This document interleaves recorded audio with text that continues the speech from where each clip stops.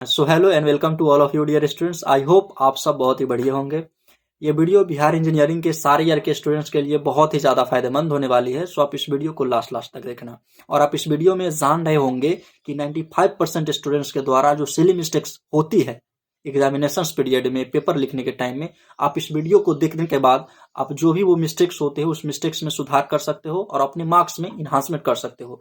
So without wasting our time, let's start the points. कि जो पहली मिस्टेक्स होती है और स्टूडेंट्स के द्वारा, मैक्सिमम स्टूडेंट्स के द्वारा हो जाती है, मतलब बाई चांस हो जाती है, वो ये होती है कि मैक्सिमम स्टूडेंट्स जो लिखने क्वेश्चंस का आंसर दे रहे होते हैं वो ये भूल जाते हैं कि उनको किस फॉर्मेट में आंसर देना है। वो कोई भी क्वेश्चंस को पैराग्राफ फॉर्मेट में आंसर देने लगते हैं। एक पैराग्राफ की टाइप से पूरी कहानी और स्टोरी की तरह लिखने लगते हैं। जैसे स्टोरी लिखा जाता है उसी टाइप से वो अपने आंसर को भी एक पैराग्राफ फॉर्मेट में लिख देते हैं, जिसके कारण उनका जो मार्क्स होता है बहुत ज़्यादा रिड्यूस हो जाता है। जो चेक करने वाले होते हैं उनको बहुत ही ज़्यादा बोरिंग फील होता है, लेंदी फील होता है कि बच्चा इसमें क्या क्या लिख दिया है और इसमें क्या इंपॉर्टेंट पॉइंट्स है, उस जो चेक करने वाले होते हैं उनको पता ही नहीं चलता है।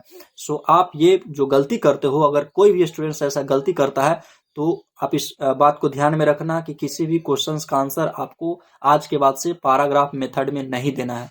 आपको जो भी आंसर देना है आप पॉइंट बनाकर और सब पॉइंट बनाकर उसका आंसर दो, एक स्ट्रक्चर वे में आंसर दो और आप अपने जो भी मार्क्स का रिडक्शन होता है उस मार्क्स के रिडक्शन को रोक सकते हो। फर्स्ट पॉइंट जो मैंने बताया है कि आपको पैराग्राफ मेथड में आंसर बिल्कुल भी नहीं देना है। सेकेंड मिस्टेक्स जो मैक्सिमम स्टूडेंट्स के द्वारा हो जाती है वो ये है कि कोई भी क्वेश्चंस में अगर डायग्राम बनाना होता है या उसका कुछ सर्किट्स होती है, अगर BEE का क्वेश्चन हो या कोई भी चीज़ का हो, अगर सर्किट्स या डायग्राम से रिलेटेड रहते हैं तो उसमें स्टूडेंट्स क्या करता है कि वो पेन से डायग्राम बनाने लगता है या सर्किट बनाने लगता है, जिस कारण एक बढ़िया इंप्रेशन नहीं बनता है। आप अगर उसमें कुछ भी क्रॉस मार देते हो, कुछ भी अगर आपका ऊपर नीचे हो जाता है डायग्राम में या सर्किट में, तो आपको एक लेंदी सा, एक बहुत गंदे टाइप से उसमें शो अप होता है, जो कि आपके पेपर प्रेजेंटेशन में बहुत ज़्यादा मार्क्स का रिडक्शन कर देता है बैड इंप्रेशन के कारण।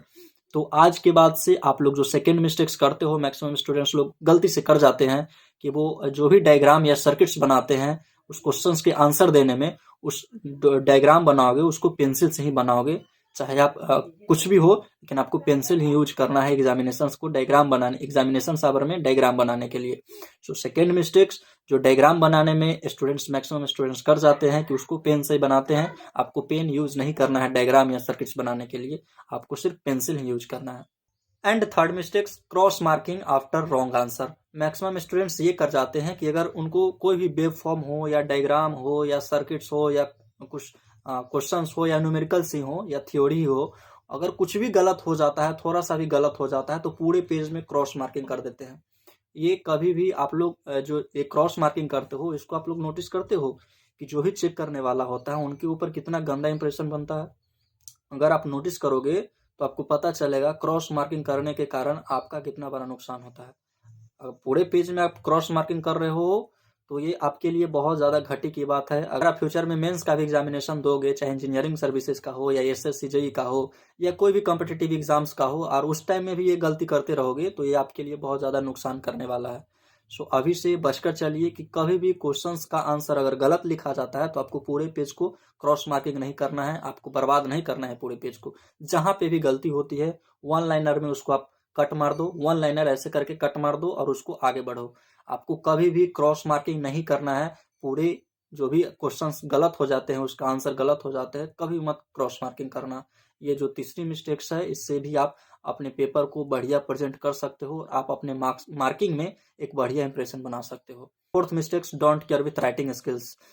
ये कॉमनली ये गलती हो जाती है स्टूडेंट्स के द्वारा कि जब भी वो क्वेश्चंस का आंसर दे रहे होते हैं तो सिर्फ आंसर पे कंसंट्रेट करते हैं, वो अपने राइटिंग स्किल्स को फोकस नहीं कर पाते हैं कि उनको किस वे में क्वेश्चंस को आंसर देना है, प्रेजेंट करना है, ताकि एक मतलब बैड इंप्रेशन से भी बढ़िया इंप्रेशन बने। वो अपने हैंड राइटिंग में सुधार वगैरह नहीं करते हैं।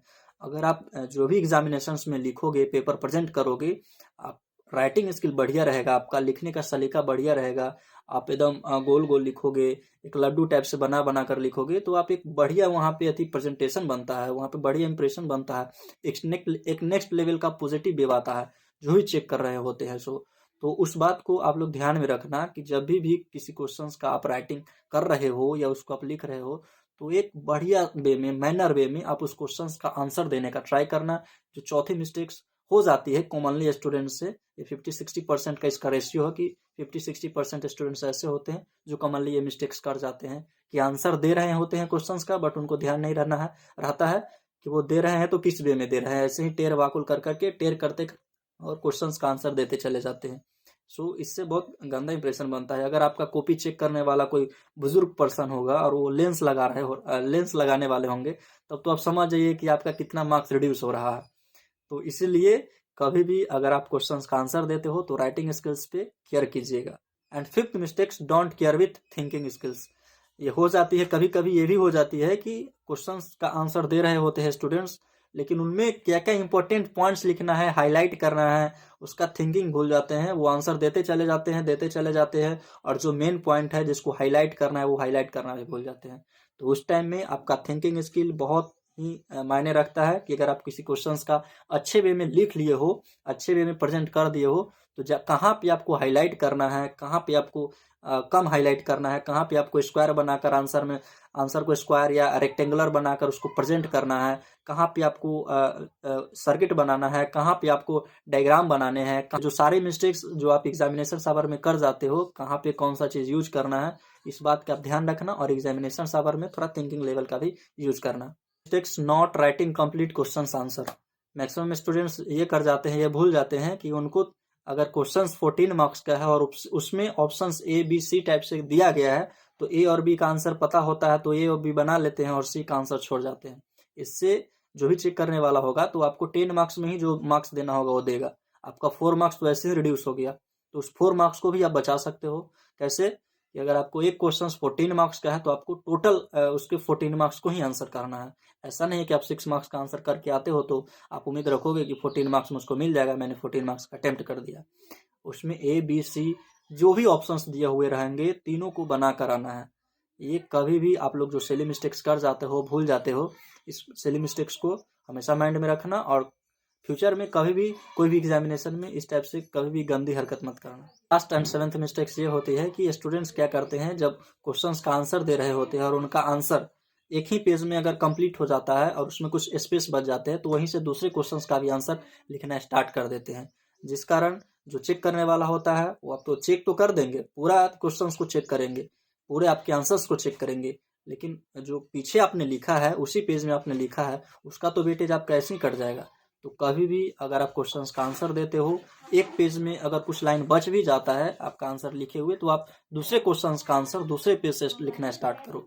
ये जो छोटी छोटी बातें होती है, वो छोटी छोटी बातों को आप लोग ध्यान में रखोगे तो बहुत ज़्यादा आप अपने मार्किंग में इन्हांसमेंट कर पाओगे और जो भी CGPA होगा उसमें भी आपका इंक्रीजमेंट होगा। किसी भी सब्जेक्ट्स में कैरी लगने का जो चांसेस होता है बहुत रेयर हो जाएगा आपको, अगर ये सारी मिस्टेक्स 7 जो मैंने मिस्टेक्स बताया है मैक्सिमम स्टूडेंट्स के द्वारा जो हो जाती है, इसको आप ध्यान में रखते हो। तो सो आई होप आपको सारी पॉइंट समझ में आ गई होंगी कि एक्चुअली में क्या क्या मिस्टेक्स हो जाती है। कॉमनली मिस्टेक्स है ये हो जाती है, सारे स्टूडेंट्स से, मैक्सिमम स्टूडेंट्स से हो जाती है, इसको भी सुधार किया जा सकता है। आपको कुछ क्वेश्चंस हैं तो आप अपना कमेंट बॉक्स का यूज करना और अभी तक इस चैनल को सब्सक्राइब नहीं किया हो तो सब्सक्राइब करके भी रख लेना और अपने दोस्तों के साथ भी शेयर करना। फ्यूचर में आपका और हमारा हमेशा मिलन होते रहेगा और भी फ्यूचर में बहुत सारे चीज़ के बारे में आप जानोगे, चाहे गेट के एग्जामिनेशन से रिलेटेड हो। अभी मैं थोड़ा हाइड करके चल रहा हूँ, आपको बहुत चीज़ जानने को मिलेगा। आप मेरे साथ कनेक्टेड रहो और till then have a good day. Thank you.